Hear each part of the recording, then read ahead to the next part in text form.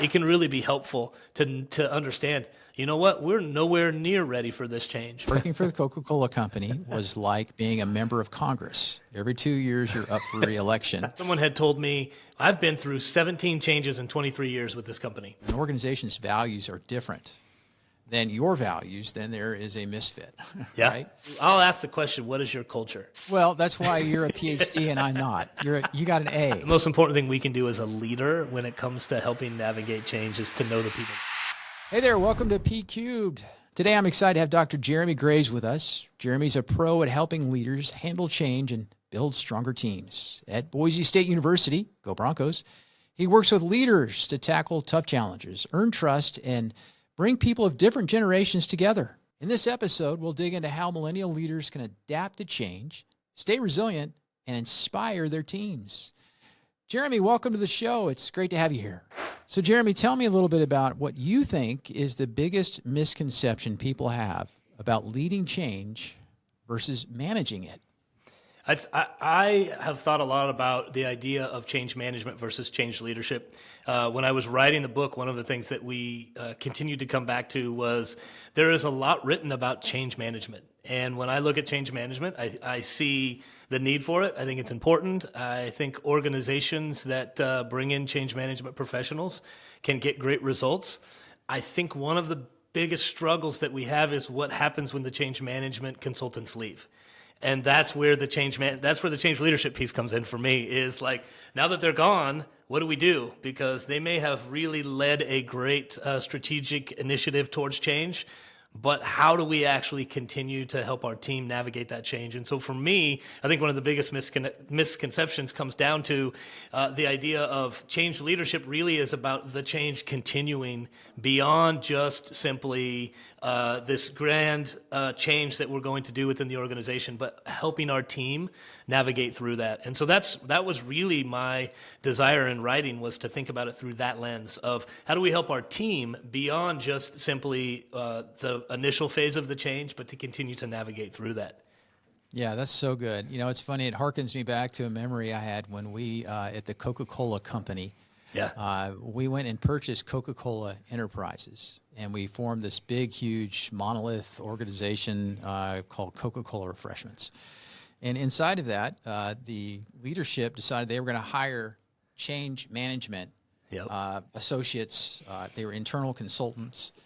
And they came in, and, you know, you develop a relationship. They'd ask you questions. They'd help with any change. But then they were gone, right? Yep. And there were several factors on why they were gone, because we probably went through another org change, and we can talk more about that here in a little bit. But I guess my point that I want to build on that we can build on together, is that once you've gone through the change, or probably you're still going through the change, because these change agents, the consultants, don't leave when everything's, you know, crisply done, tight, the bow's tied and everything. They move on, but you've got the folks that are left behind. And tell me the role what does that change leadership mean to you? Yeah, in that space specifically, I think that's where the magic happens if you really think about leading your team effectively through change. That's why in the writing and the research and the work I've done with teams, I've focused specifically on this idea of the change leader and how you navigate change with your team. Because to your point, I don't think a change consultant can ever leave when things are tied up nice and neat, because of the fact that we all go through change differently. So I worked with an organization a while back where someone had told me, I've been through 17 changes in 23 years with this company. And so for me, I'm pretty used to just navigating the change. I trust the leadership. It'll be fine. We'll move on. In that same organization, someone had been there for 2 years, and the change was actually giving them major whiplash. They were asking the question, I joined this company for this, and now this is happening, and this change is affecting everything from my daily schedule to my family time and those sorts of things. And so when you recognize that change affects people differently, that's where change leadership comes in. I have to know my team, I have to know what they're going through, and I have to recognize that there may be someone on my team who has experienced 17 changes, and they don't maybe need as much from me, but there's someone on my team who has experienced this change for the first time in their 2-year history at this job. job, and they might need me to lean into them a little bit more, give them a little bit more processing time, a little bit more time to kind of navigate through that change. And that's why I think change leadership is so important, is that space of giving the team the time to navigate it and recognizing that our team members need different things from us in that process. Oh, that's so good. So what it makes me think of is the veterans in an organization that have been through change a number of times. They normally can adapt, adopt, and move forward, right? And they'll probably move through the change curve more quickly. Those that are first time, maybe or even the second time or third that they go through the change, there creates this maybe an anxiety and inaction, right, that goes along with it. And I know, and just to go to the technical piece on this, Jeremy, I know you're probably familiar with the Bridges transition model, right? Yeah. Yep. As you go through it. Can you, off the top of your head, being a professor and a doctor like you are, can you help me explain what the Bridges transition model is between the stages, like the endings, the beginnings, it's the endings, transitions, and then the new beginnings, and what that model looks like? Well, I'm somewhat familiar with it. I'm not going to say that I'm an expert on it, so thanks for throwing the whole professor thing out there, and like I'm supposed to know. I'm just kidding. Here, you can look at the chart real quick, and then what do you think? One of the things that I know in just looking at that model is that idea of there are these obviously phases and transitions that begin to happen. And what I think is interesting about that is that, and you can correct me if I'm wrong here, because you've got the model actually right in front of you, is that different levels within organizations will actually go through those changes a little bit differently. Oftentimes in leadership, you'll have folks that have more time to process the change. Maybe they're the ones that have gone away to the retreat and come up with the great idea for the new change that's going to happen. And so for them, they've had time to process. So there's a beginning to that, there's a middle to that, and then there's an end to that for them. But for some within the organization, when they hear the change, they actually have to grieve the old way of doing things. So there's an ending, and then there's this weird space in between where they're trying to navigate and figure out what that looks like, and then they move into a new beginning in that space. So you can see that in different levels within an organization. So tell me how close did I get? Well, that's why you're a PhD and I'm not. You got an A plus on the description. I'll take the A. But we will put this up on the screen. I think it's important for folks on this because there is this stage over when you think about the emotional state and the action over time. People move from even this, once they hear about the change, they go through this shock and denial and maybe even depression. But then eventually they start to accept it. They dip their toe in the water and say, hey, maybe this is okay. Yeah. And that's where the experimentation, and then they make a decision and say, hey, I'm going to move forward, and then I'll fully engage. And they're on the other side of that. Yeah. What I've always told people is this, though. It is a helpful exercise when I coach, teach, and train and do workshops on this, is I show them the chart, and then I ask them about their team. And this goes to your exact point. I say, why don't you take a moment and think about where everybody is on the chart, right, on the graph. And then how can you address and help them, empathize with them, drive clarity, help motivate them, show them how they'll build their capabilities, and what's in it for them on the other side of all this? Yeah. What are your thoughts on that? I actually do a very similar exercise where I actually put up the curve, and we talk about it, and I say, I want you to plot your team. Where are they? And then across the top, I have them put these little check marks, and I say, what are your check-ins?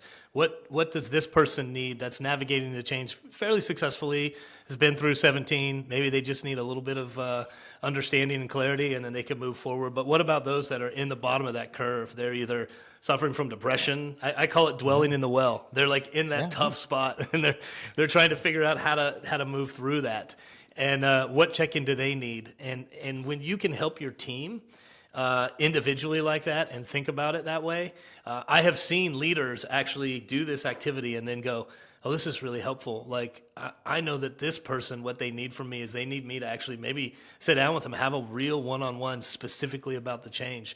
This person over here may need me to help unpack the why for them for this. So just that simple exercise, I think it's a great exercise because it forces you to focus on your team and then to say, okay, so how can we make sure that every person on the team has what they need to be able to successfully navigate the change?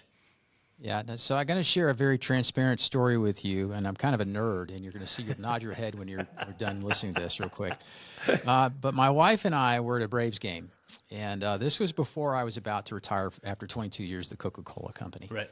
And I had already processed in my mind the change and where we were headed, yet there was some tension between the two of us, which I think is natural because people, like we just talked about, move along the curve as we go through it. And I don't know what it's like when you go to a hockey game, maybe if you take your bride with you every once in a while, your conversations, not a normal conversation, talk about a change curve at a Braves game, but I walked my wife through the curve, and I explained exactly what you and I are talking about. And I said, I'm here. Where are you? And there was a long pause, and that was great because she was thinking through it, and she showed me that she was more in this endings part, right, the early part of the change. Okay. And I said, well, why are you there, and how can I help you understand kind of what the change is more and bring clarity and the motivation, stuff like that? And it clicked in her. She said, wait a sec, there is this process that we all go through in the change. Yeah. There's this grieving part, then there's this transition into the new. And just because people are on different stages doesn't mean it's a bad thing. But you want to figure out how do you help that person inspire them to move along that. So, call me a nerd if you want to, but that's stuff that my wife and I talk about. Not necessarily a nerd, just a good use of a Braves game, I guess. That's what I'd say. Yeah. It's the things you talk about when they're not doing so well out there, so Exactly. It's all good. Yeah. So here's the real question, though, Preston. Did she actually get through everything and come out the other side? You know, she thank you for this. So the Paul Harvey, right? The rest of the story. Yeah, the rest of the story. She did, and remarkably, thank you, remarkably well. I know couples that are in our situation where the spouse, that may be the woman that's retiring from the company, and the husband, it could be vice versa. But sometimes they're left behind, and there's not an accounting and a figuring. That's where the leadership comes in, right? Yeah. Is that the people that you're working with, you're moving with them, and sometimes you have to lead ahead against that. Yep. But Carla did a wonderful job about thinking through that, adapting, adopting, and we moved forward through things, and we're thriving on the other side of it. So, fantastic. But it was worthwhile having that conversation. So, yeah. And I think that there are many times when I've worked with teams, when I've shared that model with them, that they've gone home and talked about it also with their spouses, which are partners. I think that's a fantastic use of the tool as well in all areas of our lives. Yeah, so if you're listening to this over the holidays, potentially, you have nothing else to talk about, go for it. So it's a good conversation starter. Just, draw it out there. You get a whiteboard and go for it. Don't have anything else. Hey, let me show you this curve. Okay. Hey, let's move into the next topic. I want to talk about millennials leading through change. And, millennials have this unique desire to be focused on purpose. That's one of the main things, and I'm sure you're familiar with that. But how do you see millennials uniquely positioned to lead change in today's workplace? Well, one of the things that I have been struck by in not just research with millennials, but working with millennials, both at my job at the university and then also just in the community with different teams, is that focus on the why, I think really helps them navigate through change. Because one of the things that I have noticed about that generation is this extreme desire to understand, like you said, purpose. What is the why behind why we're doing this, the why behind our organization? How is it going to help our organization? How is it going to hinder our organization? And because they're so really focused on that purpose piece and that why, that is one of the things that gets lost most times in change, is the why we're doing this. We think that we've clearly communicated that why. Like, of course, this is why we're doing, moving forward with this change. But what often happens is that gets lost in the actual communication of the change. And so what people hear is, oh, I have to change. Why? And so a younger generation, a millennial generation, is so great at actually answering that why question. And I think that's why they're uniquely fit to jump in and lead change in a way that my generation as a Gen Xer, we're not as good at it. Because, we've always looked at work through this lens of you just go to work, you do your job, you go home. But the whole idea of really communicating the why, I think, is what uniquely positions them to help lead change. Yeah, by all means, the purpose, the understanding. I've always found that when I had that conversation, the light bulb goes off in somebody's head. Yeah. That they get, oh, okay, I get it, right? It's almost like that. I guess there's a poem out there about the bricklayers. Have you heard? You remember that bricklayer? I don't know that I know that one. So there's this story where the architect goes to view the building that people are doing, and he runs into three bricklayers. Okay. And he asks them, he says, "What are you doing?" And one of them says, well, I'm setting up these bricks here, and I'm putting the what do you call them between the bricks? The mortar, Mortar, in, yeah, right? yeah. Just doing my job, right? He goes up to the second bricklayer and it says, hey, what are you doing? And he goes, well, I'm building a wall. And so you can see where I've started. I'm over here. I'm almost done. Tomorrow I'll do this. He goes, thank you. He runs up to the third and he looks at him. This guy, the third bricklayer, has just this enthusiasm in his demeanor, just really passionate in his work. And he's really curious, the architect is, and he goes, so what are you doing? He looks up and he goes, I'm building a cathedral. And the point of the story is this, the moral of the story is that the third bricklayer had vision and understood the why he was doing what he was doing and his contribution to it. And one of the things I think is so important for not only millennials having the why and the purpose on this, Jeremy, but it's also what's in it for the person that's being affected or impacted by the change too, right? Yeah. So if you can show them the success on the other side of the change and you're the millennial leader that's in there and also talking about the why, then if you do those two things, that will be a win for you as you go through that change. And one of the things, Preston, that I created when I was working on this project on change leadership was this model that I call SHARE, that I think the millennial generation really grabs a hold of. And so SHARE is an acronym for how do you shape the conversation, how do you help people adapt to the conversation, or how do you hear the conversation, how do you adapt, how resilient is your organization, and how do you kind of explore what next looks like. And the thing about that model is that you can enter it from any level. So you don't have to start with the S and work your way around. You can start with hearing, what is it that the team needs? You can start with looking at the adapting. How adaptive is our team? You can look at how resilient is our team. You can start with, let's explore what this looks like, and then let's shape the message, and then and so that process, I think the millennials really grab a hold of that because not only are they focused on the why, but they're also focused on people. And the people side of it. So how is this change affecting you? What are you hearing? How resilient is our team? I think one of the things that we often struggle with when it comes to change, and I think this is where millennials are really good, is that we assume that everybody has the same resiliency that we have. I'm resilient, so I'll get through this change. Think about the guy who'd been through 17 changes. For him, there's probably a lot of resiliency and there's trust in the organization. For the younger employee, maybe there's not as much resiliency. And so you see the millennial generation coming in and saying, listen, I know that people on the team are in different places. So let's actually, what's happening with you when it comes to resilience or when it comes to adapting or adjusting? What does that look like? And so that model has been helpful because it's not a one-size-fits-all. That's the thing I've struggled with the models around change is that they assume that we all go through the same part of the curve, that we all do the same thing. And what I found was that's not necessarily true. So if we can create a way for people to enter into the change where they are, that is how we can be most effective. And that's what I see a millennial generation being really good at. That's so strong. That's so good. It's interesting. Now, working at the Coca-Cola company for the 22 plus years I did, my listeners have heard me say this, but I went through 11 reorgs in those 22 years. Jeez. And so every 2 years? Every 2 years. So I tell everybody, Jeremy, that working for the Coca-Cola company was like being a member of Congress. Every 2 years, you're up for re-election. And then once you're re-elected, the campaigning starts all over again. And so let me play off, and a little bit different perspective maybe than just from a thought on that.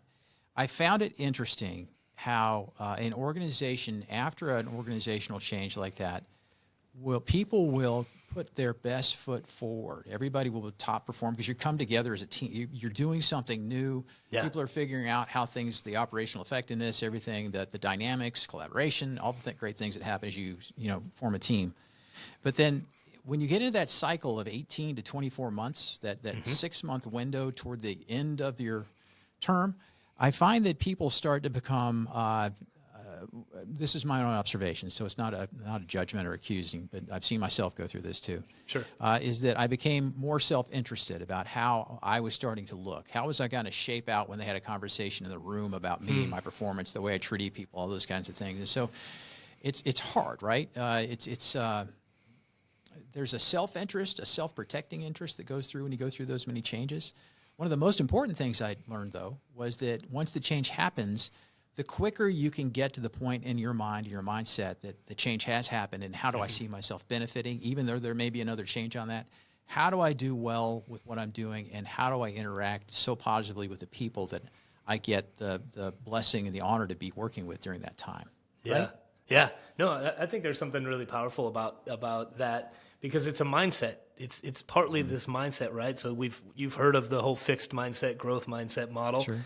One of the things that you just described was someone who says, okay, I know that I need to move through this change. And so part of it is the mindset, the growth mindset that says, what can I learn? How can I grow? What's next? And one of the struggles that you have with too much change, and I mean, kudos to you. 11 changes in 22 years. That's impressive. You're standing. I lost all that's my good. hair. It's all gone.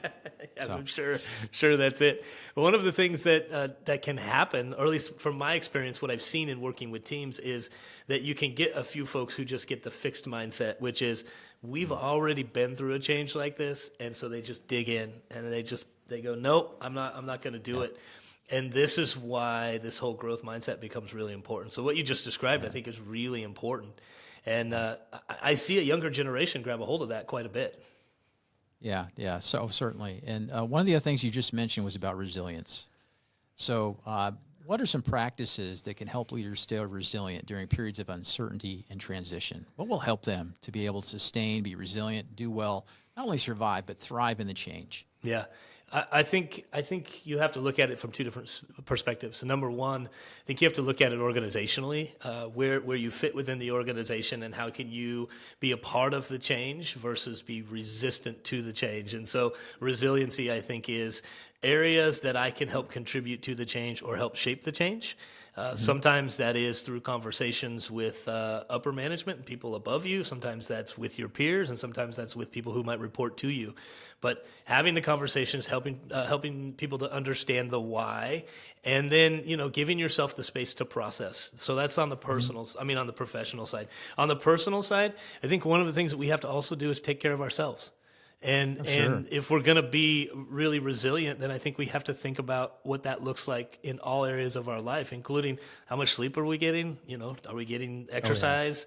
Some of those kind of things are also, I think, really important in that resilient space. Yeah, the well-being, certainly. It's funny when I have talked to folks and doing a workshop. I did one last November around change leadership and management, and it was an organization that was about to be acquired by another one. And so the 200 people that were in the room knew what was about to happen, and they were very intentional about bringing me in to talk about this, right, and walk them through some thought and reflection over just an hour. I was sorry that I didn't have enough time with everybody.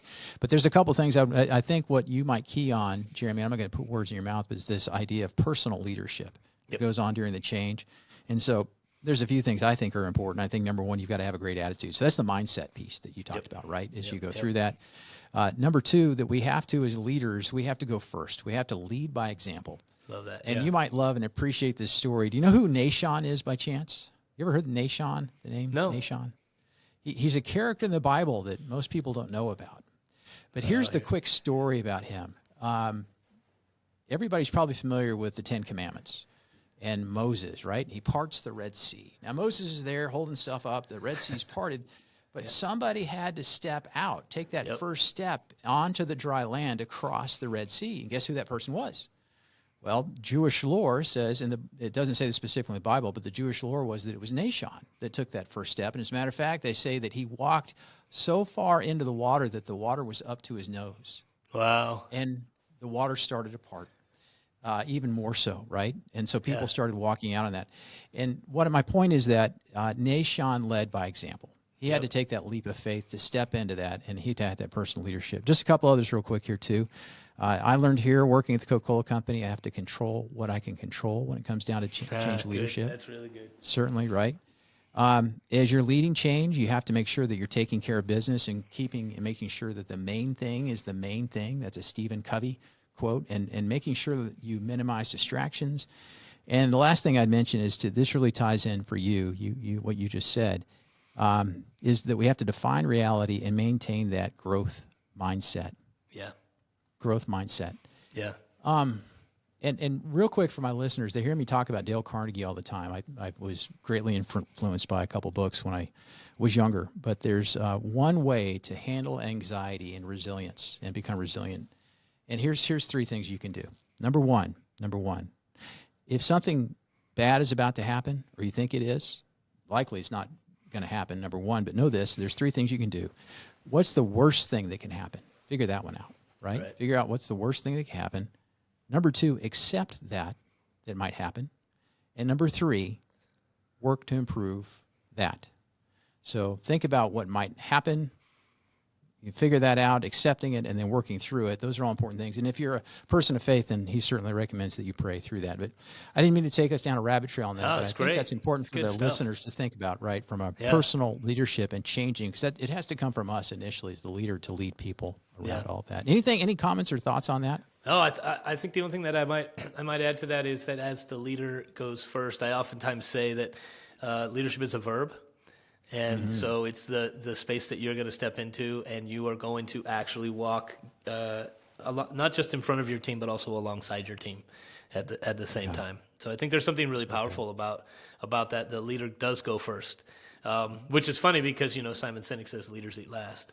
So, but that's a whole other conversation.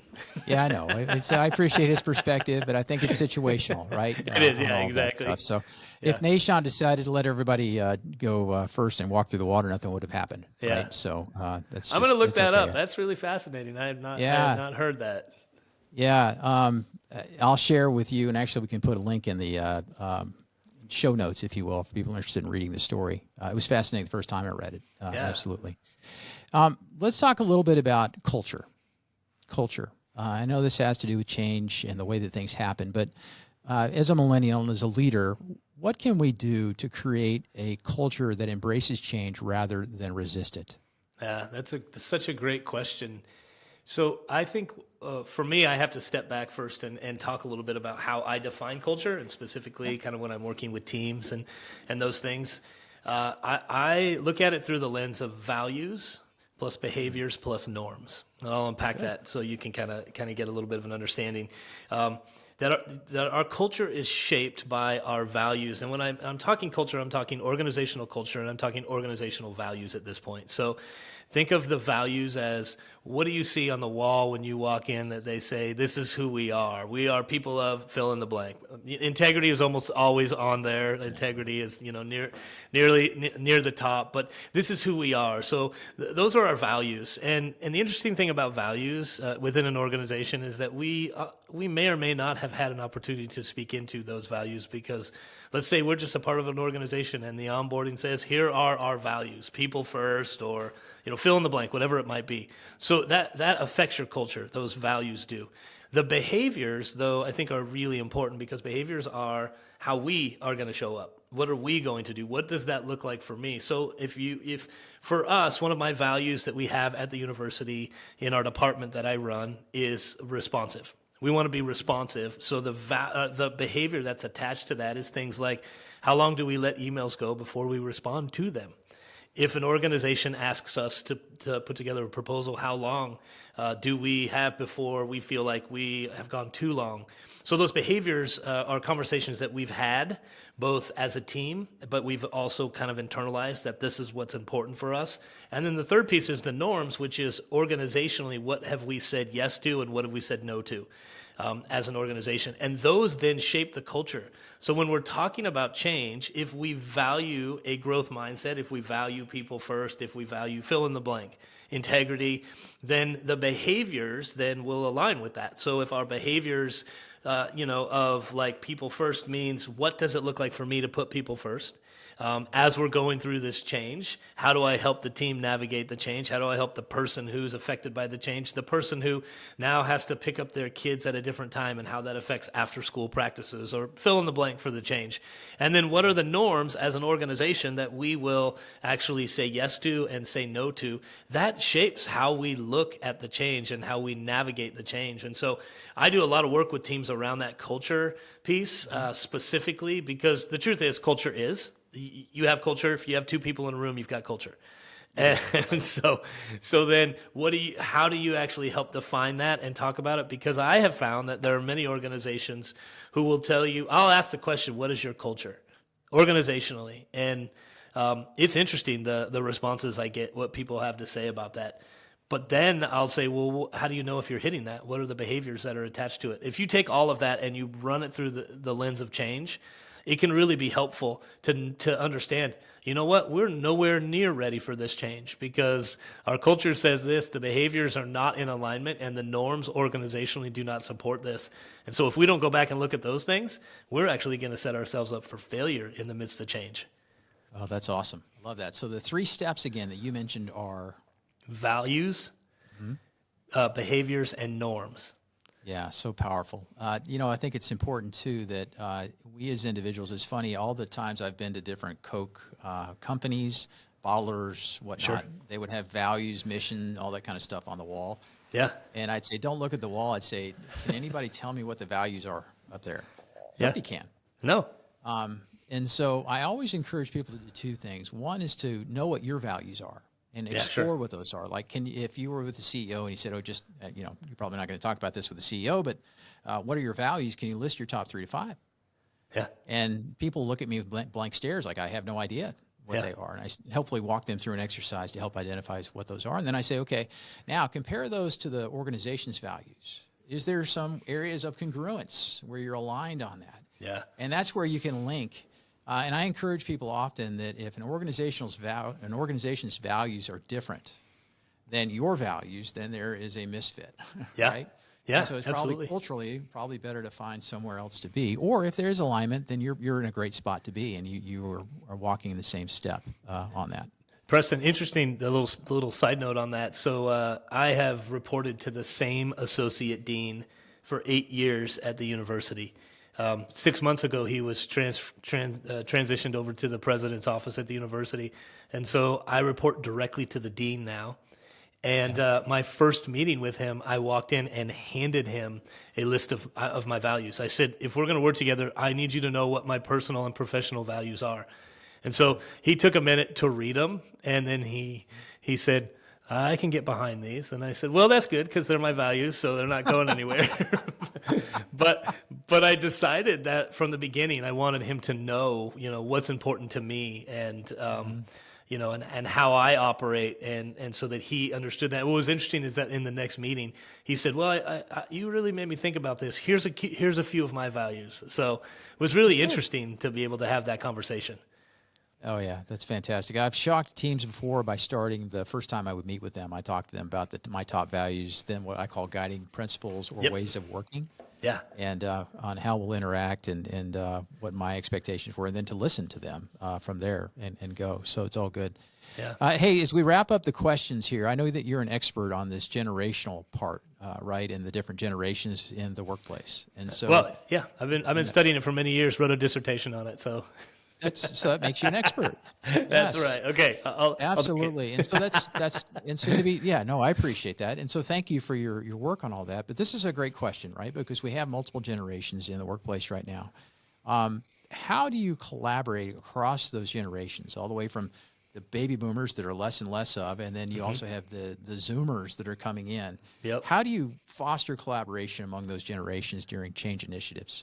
Oh, it's so fun to get a group of people in a room and have that conversation, especially different generations. Just simply to sit down and talk about it. Like, so how do we collaborate better?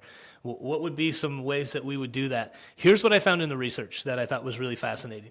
So, traditionalists, very hierarchical in their approach, obviously. That was kind of how they saw the world. Very military background, went into a couple different forms of work when they came back from war, was either agriculture or some sort of assembly line work. So very top-down, hierarchical. And when they think about collaboration, it's really about time served. So how long have you been in the organization? Now you have a chance to share. We have less and less traditionalists in the workplace, but it's still important to note that that's one of the ways that they think about collaboration is you earn the right to be heard. Well, they raised a generation of boomers. And boomers take in some of those characteristics. Some of the things about boomers that are really interesting was they got their name from the government, right? The boom of babies. There was not enough infrastructure in place. This was the first generation that actually got marked on their report card, shares well with others. So they grew up more collaborative. The boomer generation did. You know what the other generation that grew up pretty collaborative?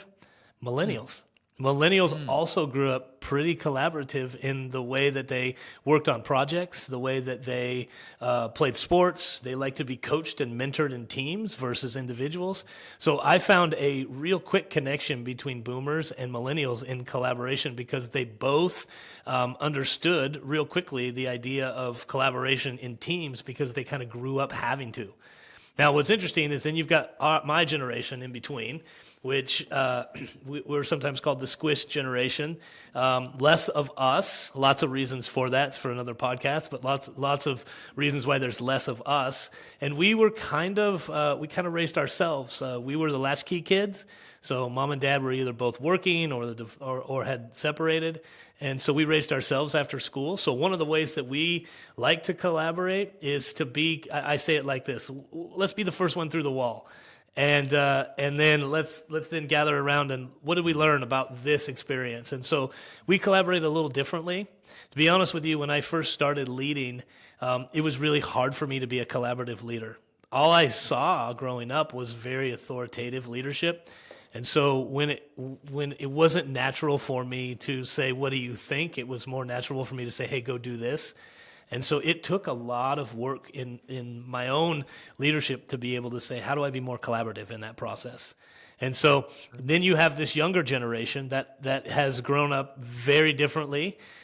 Great book, by the way, Anxious Generation. I just finished it. Fantastic book about this younger generation and how how phones have impacted how they interact and how they collaborate in that space.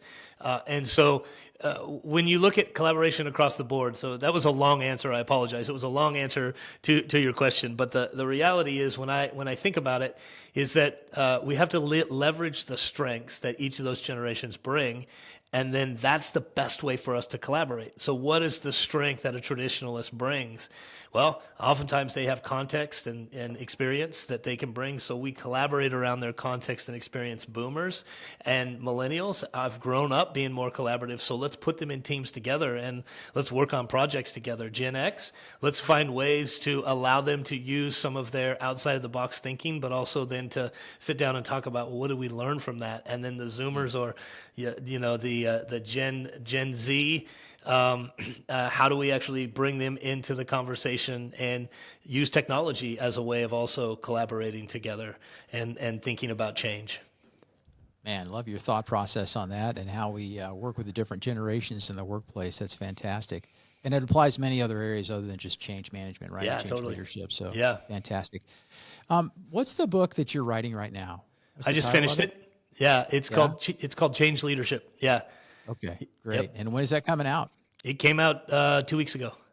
Oh, did it? Okay, Yeah. good. So we'll certainly put that in the show notes and want everybody to know and have that opportunity to buy that, read that, and learn from you. This has been a wonderful interview. Anything else? Because we covered a lot of ground here today. But Jeremy, is there anything walking in that you came in for the podcast today? You said you wanted to make a point on or hit that we missed today? No, I think this has been a fascinating conversation. It's super fun. Thank you, Preston, for having me be a part of it. But I think in the work that I've done with teams, I think the one thing that I would say just as a kind of a wrap up is that the most important thing we can do as a leader when it comes to helping navigate change is to know the people that we're leading, and that takes time as a leader. And I will say this: it's even harder in our hybrid society for us to really know our teams in that way. If my only interaction is over a computer screen, it can be more difficult to really know what's going on, which makes it more difficult to know how they're navigating the change. And so it takes time as a leader to know your team. And so I would say to anybody listening who is leading and leading change, give yourself permission to know that it's going to take time to know what your team needs from you. If you give yourself that permission, you'll spend more time on the people and less time on the process. And I think that's the important piece. Oh, so good. Yeah. If we put the process on top of the people, it doesn't work out well. But if we elevate the people and then work on the process, they will and we will get things done in a more effective, productive way. So that's fantastic. Great advice from my favorite PhD now. So very good. All right. Hey, let's move real quick. I want folks to get to know you just a little bit better. These are lightning round questions just for fun. Some of them are related to today's conversation, but they're meant to be pithy answers. I won't ask too many follow-up questions. I'll try not to. on it, but I'll Do go you with want 5. I really know you haven't fast seen these. responses? Do you want really fast responses? I don't want you to talk really fast, but you can give us some pithy responses that are quick. I got this word pithy from one of my managers at Coke like 20 years ago, and I still use it. So, but nobody knows really what it means, but that's okay. Yeah, Give me I'm a not pithy sure answer. either. Okay, I'll tell you if it's a pithy answer or not when you All go. right, perfect. All right, you ready? Okay. What's the most surprising lesson that you've learned about leadership? Gosh, I think the most surprising lesson I've learned about leadership is that it is about not just people, but also about navigating your own personal emotions and struggles when you're, well, if specifically think about change, navigating how you feel about the change and then helping your team as well. So for me, I think I've always known it's about people, but I forgot about myself at times, Yeah, that I also have to lead that's right. myself as I'm leading others. Yeah, I interviewed Dr. Nathan Baxter not too long ago, and he talks about this need to lead self and then lead others, right? Yeah. That's the right process that it goes in. That's really good. If you could give only one piece of advice to a leader navigating change, what would it be? Take time to know the team of people that you're leading. Give yourself That's permission good. to take that time. Yeah, awesome. Now, that's a pithy answer. I like that. That was really Okay, good. perfect. What's one book or resource that every leader should read and why? Well, I won't say my books, though I'm tempted to. Just kidding. Why not, right? I think that Mark Miller's book, Culture Rules, is probably a book that everyone should read. He worked at Chick-fil-A for many years, and the work that he's done around culture and really understanding culture, I think, is so helpful for people. What's your takeaway from that book? What's like a one sentence? What did you take away from it? Yeah, I took away that culture is. And so if culture is, how do you shape the culture that is in front of you and work towards making it the culture that you want? That's so good. And so I loved the way he talked about the work that they've done at Chick-fil-A around that concept. Yeah, really good. It's I've been to Chick-fil-A in the headquarters before to speak there, and no number of people there, and it's a magical culture is the way I would put it when you go in there. So it's pretty cool. All right, hey, let's two other questions real quick here. If you could collaborate, we mentioned collaborate here a little bit ago, but if you could collaborate with any historical leader, who would it be, and on what project? Oh, wow. Historical leader. Well, having lived in Atlanta or just outside of Atlanta for many years, I loved the opportunity to learn about Martin Luther King Jr. And so if I could collaborate on any project, I would love to collaborate with King on the project of, that's a great question. I think I'd love to work with him around a process of change and how do we help people navigate change? Because, I mean, that was a big part of what he was doing. Yeah, yeah. You know, it's funny. Thank you for saying that. A big fan of Dr. Martin Luther King. I actually finished the book that's about 800 pages this year on it. Wow. Not bragging. I'm just trying to say that I have an interest in what he's written. I've also read a lot of his other books. Had a chance to speak on the letter to Birmingham, from a Birmingham jail. Yeah. Last year, and so Wow. good stuff.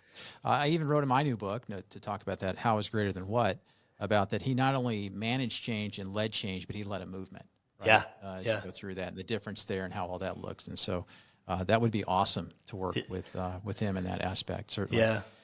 All right, let's bring it up a level. That was kind of serious. I want to ask you real quick, what's one fun fact, Jeremy, that people wouldn't know about you, Dr. Jeremy Graves? What would they not know about you? I toured professionally in a punk rock band for 3 years. Had the opportunity to play on the Warped Tour. Had the opportunity to open for Blink-182. And, had a blast. I wouldn't change that for anything at all. Really? Such a great experience. That's awesome. 19 years old till 21, 1978 GMC conversion van, traveling around, playing punk rock, having a great time. Really? So what instrument did you play? I played bass and sang, if you could call it Okay. singing. I'm not really sure that That's you would all right. call it singing. It's more screaming at the time. That's okay. Are Yeah. there recordings out there? Yeah, you might be able to find some things. They're deep in the interwebs, which is great because, in the late 90s there wasn't a lot of people capturing things and putting them on the internet at that time. I have had students in my class, because I always talk about that as a fun fact at the beginning of class, like when I talk about it. And I don't tell them the name of the band, and usually by the end of the semester somebody will find it somewhere.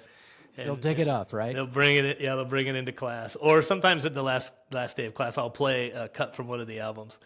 So yeah. Do you? I don't want to make any assumptions. Do you have children? I do. Yes, I have two. I have two boys, 25 and 21. So the boys listen to your music at all? They get a good kick out of it. Let's put it that way. That's awesome.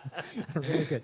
Hey, you've been a treat today, Jeremy, to chat with today. It's so important talking about change. Not only change management, the process, but where we entered into, which is so important for our millennial listeners to hear and that they contribute to, is the people side of it. That's the change leadership. It's the how you manage. That's change management is the what you're doing. You're working toward that change, the process, but the how you do it is where that leadership comes in, that people focus. And thank you for all that you're doing and what you shared today. Thanks. Appreciate it. It was great being with you.